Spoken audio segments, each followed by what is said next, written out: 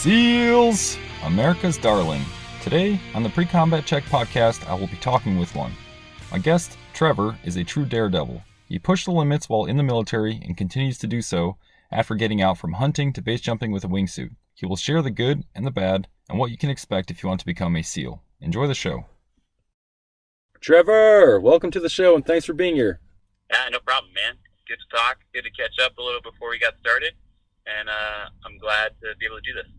I appreciate you taking the time from your daredevil lifestyle to share your experience of what it was like being a Navy SEAL. Let's get started. What years were you in and why did you join? I joined in 2007 and I got out in 2016. And that put me about exactly the nine years in mark. And I joined after doing a year at college. I was at an art school, actually, because I didn't feel like I was really giving a lot back or accomplishing a lot in my life at that point. And my family's got a pretty rich service in wartime history. So it was in the back of my mind, and I figured, hey, man, if I'm going to do this, I'm going to do something difficult. And the teams just were the right thing for me, thinking about it at the time, and that's why I picked it. That's actually similar to me. I was in art school prior. As I was going through, I didn't want to play. I wanted to do something with my hands and something difficult, so that's pretty cool. What was your MOS? What unit were you assigned to, and how many times did you deploy? MOS, or art designator in the teams, is 5326, and then 5323. So 5326 is a Navy SEAL or Special Operations SEAL. I can't remember how the verbiage is there. And then a 5323 supersedes that because I was a driver of the mini subs at SEAL Delivery Vehicle Team 1, which is out in Hawaii. And that's where I was assigned to initially, was the team out in Hawaii. And how many times did you deploy? I did 3 deployments during my 5-year stretch at SDV. Being stationed out in Hawaii sounds like it was a lot of fun. Yeah, I call it interesting and fun. People say that you can get island fever staying there, but the upside to being at a SEAL team that's there is our requirement for training and different kinds of training is so high that with our op tempo, we were gone so much that I didn't really get island fever. It felt more like I was living on vacation when I came home. That sounds like a pretty good deal right there. Yeah, I mean, it could have been far worse, right? Most definitely. So what is the SEAL primary mission set? It depends on the team you're at. As a broad overview, the SEAL teams are a special operations unit that specializes in assault and raids. We're a surgical instrument for naval special warfare overseas. And how did you volunteer, and can anyone try out? Yeah, so when I joined on something called a SEAL Challenge contract. So I walked into the recruiter and I told him what I wanted to do. And just like everybody gets the same shtick from the recruiter, I also understood not to just believe the shit that was coming out of his mouth. Yeah. Because everybody catches the same stuff for them. Like, oh, yeah, no, you're going to be totally good. Here's this and this and this. Now, my dad's an attorney, so I took all the paperwork home with me and had him look at it. Because, man, they can really screw you. And it could just be pure negligence. It couldn't even be them just being a dick. Like, they might not be trying to do it, but that guy might just not give a shit. Like, he's a recruiter because that's a duty he has to do. Yeah, he didn't really volunteer for that, right? Like, that's not the job he wanted when he joined the military, necessarily. I joined on a SEAL Challenge contract, which was, and is, I think, still the same name. And it's similar to the X-ray program in the Army when you can go off the street to Green Beret selection. It's the same thing, similar thing, where anybody off the street can go, but you're running the risk of being an undesignated paint chipper if you fuck it up, which is statistically going to happen. So if you fail, you're going to go to what's considered the big Navy, and you might just be hanging out on a ship the rest of your career in the military. Fully possible, and it kind of depends on how good of a student you are in BUDS and how far you make it through the program before you either get kicked out or quit, if you're in that group, as to whether or not you get to choose a good rate when you leave. So there's a distinct possibility possibility that you might still be able to do something sort of cool, like be a Navy diver or something similar like search and rescue. Or you could have been a schmuck, and they're like, well, here's the deal. You're going to go chip paint, go be you name the thing, or undesignated, just send you to a ship. So you're at the hands of the cadre, so don't burn that bridge is what you're saying. Yeah, don't burn your own bridge underneath you. People do it. On the flip side of that, if you do well and the cadre like you, you're going to be treated well when things go badly. So I got sick following Hell Week and failed a drown proofing test. And I was sick to my stomach and thought, oh, this is it. This is how it's going to happen. Like, I'm going to get kicked out of the program, because I had no intentions. I had no thoughts of ever quitting. Honestly, I just never did, because I came into it saying, oh, I'm just not going to quit. They're going to have to break me or kick me out. And I thought, well, this is it. This is how I get kicked out. And I walked into the disciplinary review board, and the staff looked at me. They're like, dude, you're fine. You're the kind of candidate we want here, so don't fucking worry about it. So that's the other side of that coin. And had I been a shithead, they could have been like, well, you failed, too bad. Totally. So act professional, even if you're not doing well or you get sick, just stay professional. Yeah, for sure. It's the same in any other lifestyle, or job. Just stay a pro. And if you don't stay a pro, people are not going to want you around. It's super important, and you know this coming from 7.5 in special operations. Like, your reputation is literally almost the top thing that people care about. And so with that, what made you want to specifically try out to be a SEAL? Why'd you choose that versus Special Forces, being a Ranger, or any other program in the military? I grew up reading books on the LRPs, which is Long Range Reconnaissance Patrols, which are 75th Ranger Reg in Vietnam, and some of the books on the Green Berets that were over there. I think I had read maybe one Vietnam-era SEAL book, Point Man. Yeah, I think I read Point Man, which was a book on the SEAL teams from a point man's perspective. I don't know. I thought, well, I grew up near the ocean, and looking at all the different mission sets and all the different routes that you could run, there were two things that stood out to me about the SEAL teams. One, they were regarded as very elite, and the training program was the hardest pipeline in the military. And a lot like the X-ray program, you could go immediately into the unit. So between the two, that's the direction I wanted to go.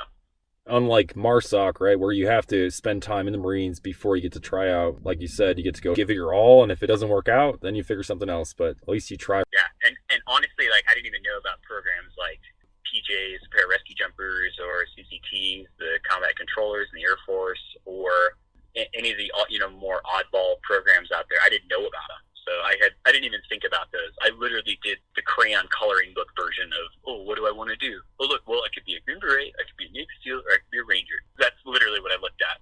Yeah, I was actually the same way. And all I thought about was being a Marine or being in Special Forces. I didn't know too much else besides that. It's good to know before that there's a lot of opportunities out there. There are. They all have different cultures. Maybe one appeals to you more than others. So for anybody that is looking to join and wants to do a special program, don't necessarily come in dead set on one unless that's all you've wanted your entire life. Maybe look at some of the other options. Maybe you want to be a search and rescue swimmer. Maybe you want to be on the Coast Guard. You don't necessarily know what those programs are about until you ask. For sure. So the selection process to become a SEAL and get your trident is called BUDS, or Basic Underwater Demolition School. How long is it? What do you actually do? And what was it like? It's a two-part program. So there's BUDS, which is Basic Underwater Demolition SEAL School. And then there's SQT, which is SEAL Qualification Training. And the way they work is if you do them straight through and you don't get sick, injured, hurt, or rolled back, the first one is 6 months, BUDS is 6 months, and then there's another 6 months of SEAL Qualification Training. And BUDS it's a selection process. They're trying to find out if you have the aptitude and ability to perform very basic special operations tactics and skills. And I'm talking like stuff they were teaching in the 40s and 50s to the Scouts and Raiders. Very basic, team-oriented and individual skill-oriented stuff. And then the big part that everybody knows about or hears about with BUDS is the physical part. So they're trying to find out if you have the grit and the willingness to just put your head down and say, fuck it, I'm not quitting. So that's how BUDS works. And following BUDS, you go to SQT, which is where you earn your trident. And that's where you learn a little more advanced skills, some more modern techniques, shooting, explosives, diving, and that's where you learn how to do military free fall. You kind of become what people look at. They're like, oh, that's a Navy SEAL. It's more so an SQT than BUDS. BUDS is the process to select the person who's dumb enough to stick around or hard enough. Would you say that BUDS is more mental than physical then? To a point. I seem to hear talk about it. Says, oh yeah, BUDS is more mental than physical. That's true as long as you can physically qualify for the program at the top end. So if you're in the top 10% of the physical performers, it's all mental. It's totally up to you whether or not you're going to quit. The middle 80% of physical candidates, they might have a hard time here and there with something like a run or a swim or an obstacle course or staying up late. Maybe they weren't really that great with sleep deprivation, which you get just based on how the training cycle runs and the op tempo there. And then the bottom 10% physically aren't capable, and they'll never make it, which it happens.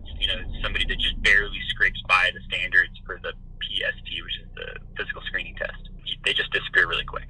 But that's the purpose of it, right? Is to select the guys that are truly qualified and can make it through the training as well as deployments. Exactly, yeah. Because there has to be a standard, so that's identified very early, and everybody that doesn't meet the standard, they get rid of. And if you just barely scrape by, man, you're going to have the toughest time ever.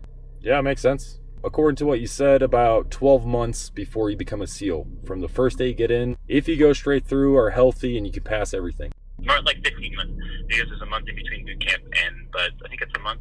I don't remember. They changed the program around a lot, so I'm not positive. But there's like a pre-BUDS thing that goes on now, just to prepare people for how to lift a log over your head and how to lift a Zodiac and what the obstacle course looks like, as opposed to just having them show up and say, hey, this is a pass-fail event, and you've never touched the implement before. Yeah, that's good. At least it's helping you prepare, right?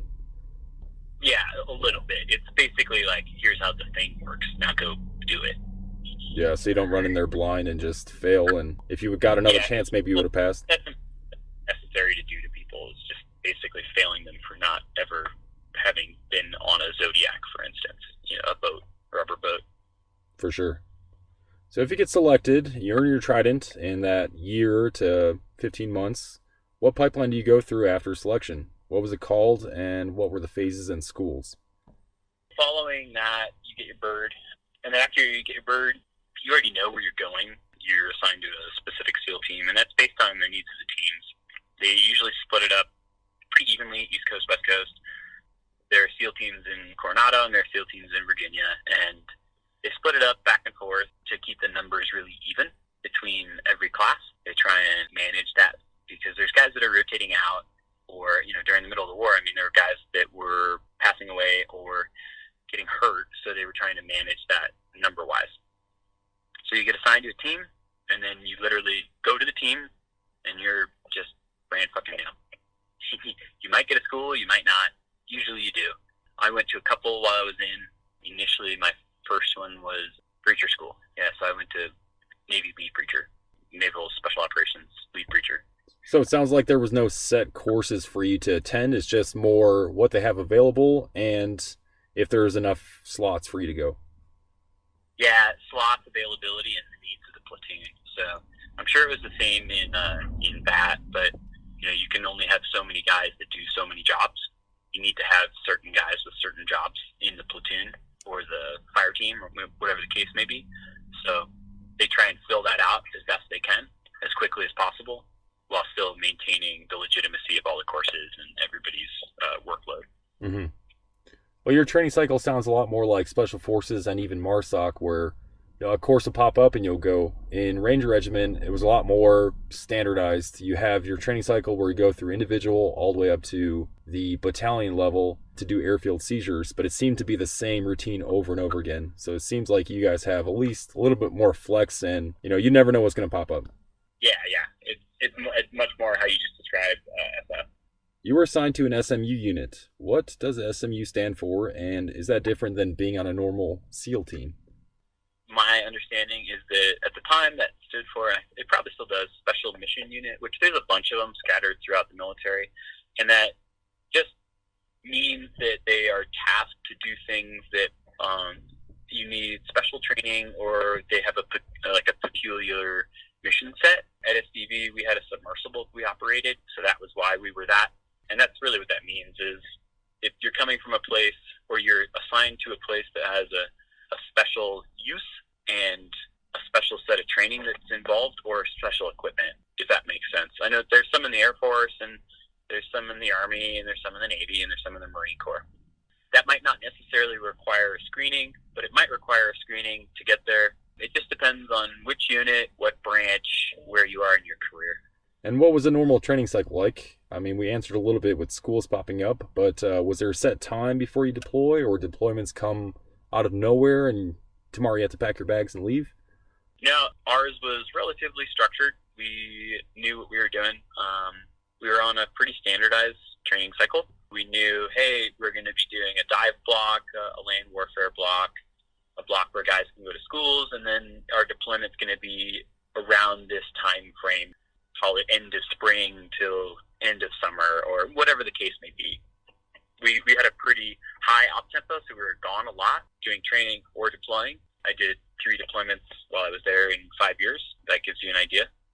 One of those was a voluntary deployment, so I went over and augmented a team in Afghanistan. Beyond that, the structure was pretty standardized. And how long were deployments, and what was the typical mission set you guys did? We deployed for purpose. We were doing stuff in conjunction with special operations units abroad, as well as Big Navy for SDV, and then I did the normal food crunching, like Navy SEAL, knocking down doors in Afghanistan when I augmented the team over there. Were you guys leading it, or being teachers like Special Forces and you guys would let them do the job? Yeah, we would just deploy for a specific purpose and train up for that while we were at SDV. And those deployments were kind of the standard, now quote, standard special operations length of deployments, which are like the 3 to 4 month range. Yeah. Which is because of the amount of workload that's being given to the operator. And as you said before, each special operations unit has their own culture. Can you explain for me the overall culture of being a SEAL? I'd say most of the guys come from far more varied backgrounds than people would assume. You have everything from Ivy League graduates to blue-collar guys that grew up in the Appalachian Mountains.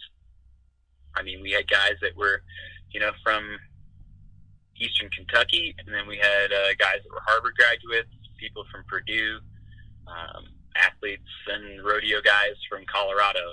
So the culture is a pretty mixed bag, but the thing that's pretty standard is guys are very athletic, they're very aggressive, and they think outside the box. They have this sort of mentally cavalier attitude while still being exceptionally professional in what they can perform. Self-masters, it sounds like. Yeah. That type of culture that you're explaining seems to be predominant throughout the special operations community, which is very cool. Yeah, that's been my experience too. It seems to be a pretty standard thing that is what the culture is in special operations, and that's kind of what they're selecting for as you stay in those pipelines. As you said prior, you were gone for either deployments or training cycles, and you were constantly on the move, and when you go back to Hawaii, it was like on vacation. So with that said, how much time do you get to spend with family throughout the year? Ooh, not a lot. I think I was gone 200 plus to 220 days a year for 5-6 years in a row. I missed a lot of birthdays, I think all but one Christmas, most holidays. If you're deciding to do the thing, then that's your fucking life. That's your family. And that's what people need to understand when they look at it. It's a commitment, and that's why it's important to know that that's a thing coming into that. I mean, it's changing a bit now, I'm sure, but when you and I were in, the war was hopping, so there was a lot of time away. Yeah, I mean, that's really good for guys that are married, their wives, to hear that, because then they can prepare themselves and know it's going to be a hard task, but they can get through it. Yeah, I mean, you and I both have seen guys that have been married, that were married before they joined, stayed married, and are still married. So you can do it. For sure. The wife has to have the mental fortitude as well. Yeah. What one mission set do you think SEALs are the best at out of the special operations community? I think we maintain our efficacy and our ability to perform dynamic raids, to combine that with a maritime platform. That's probably where we are at the tippy top of the pyramid. I thought you were going to say like writing a book or filming a movie, but yeah, I'll take that one. That's a good answer. Well, no, I mean, those are older. We've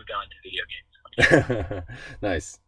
Can you share 3 things you liked and 3 things you didn't like about your time in, all throughout in the Navy? I liked the guys I was with. I liked that I felt like I was doing a job that was worthwhile. Like I could see the result of what we were doing often. I know some guys, maybe the boot Army guy that just patrols for presence doesn't get to see what the result. I was putting hands on legitimate targets, like bad guys, capturing them or, removing them from the battlefield. Like that's, I could see the result. That's something that was super cool to have a part of.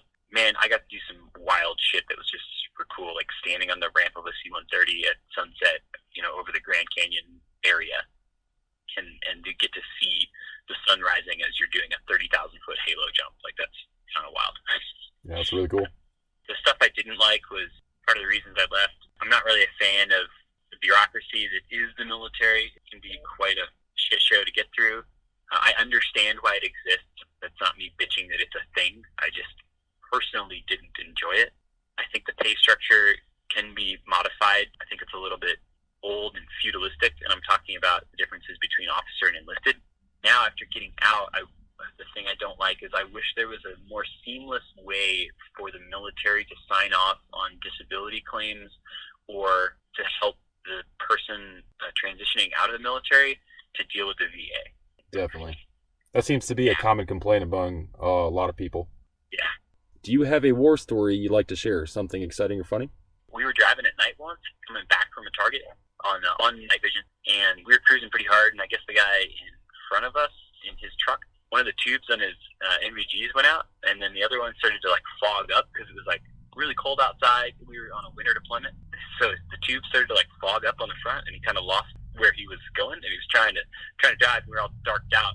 He sort of touched the embankment on the side of the road and did a 720 and spun the Hilux out. Nope, bad happened, but he spun out and got on the side of the road, and everybody's like, "Whoa, okay, that just happened."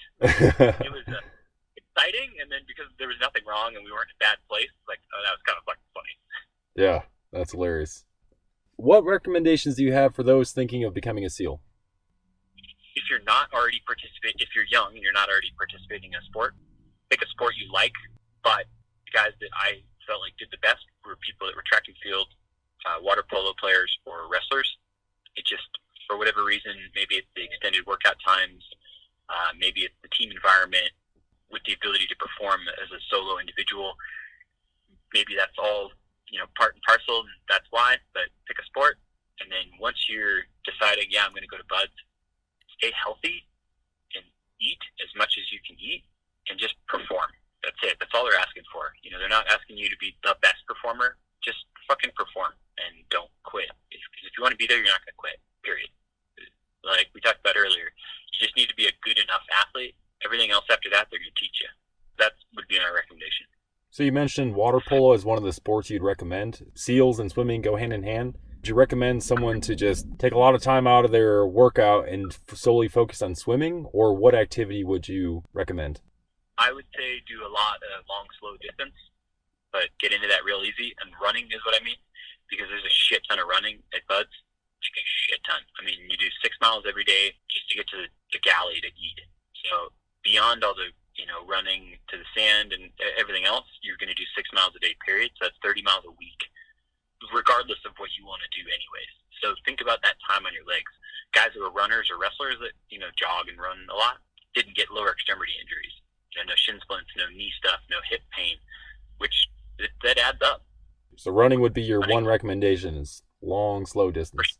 Yeah, I think so. Okay. And then here's a question I think most people are dying to know. Are all SEALs guaranteed a movie or book contract once they get their trident? Yeah, actually, so you're given an editor and a ghostwriter? No. I'm not going to shame somebody for being proud of the fact that they were a team guy. That's not my position to look at them and be like, oh yeah, you should just be totally quiet forever about the fact that that's a thing you did. But I do find it a little irresponsible of some guys with some of the way that they've written some books on how much light's been brought to how the SEAL teams operate and where and when and why. And I think that's the shame, is that they're doing it so quickly, because, people look back and they say, oh, well, books are written about Vietnam. It's like, that's true. But most of those were published 15 or 20 years after the war was over. Yeah. That makes a big difference. We're still fighting some of these people that they're talking about. Not okay. That's just my personal opinion. I'm not going to shame somebody for wanting to talk about doing what they did, but I will say, hey, it's not the smartest thing to do. Especially because the war is still at its ending point right now, and talking about standard operation procedures or how you conducted this mission could expose a whole nother group's way of doing things. And so then now if the enemy gets that book, they can now read it and see what they're going to do and be able to adapt to that, which is not good. Yeah, and we've seen the result of that. Like, they've uncovered ISIS documents that have spider webs that link guys through Facebook because of books and TV interviews. That shit's real. It really happens. They're really out there. They're really trying to kill people. Yeah, and you're putting other guys' life at risk just because you want to make some money or share your story. If you just wait 10, 15, 20 where it's no longer relevant and it's a different form of fighting, then that's okay. And don't write the book. I'm saying just be cognizant about when you're publishing it. For sure. Where can people follow your wild adventures of base jumping, wingsuiting, and pushing the limits? I am easy to find on Instagram, and it's at Thompson_parasports on Instagram. That's the easiest place to see where I'm at, see what I'm up to. Cool. Sounds good, man. Well, that just covers about everything. I really appreciate you being here, and stay safe in all your wild adventures. Yeah, man. I'll try. To get more information about the process of joining, go to PreCombatCheck.com. Subscribe to this podcast to hear from more current and former members of the United States military. Thanks for listening, and stay tuned for future episodes.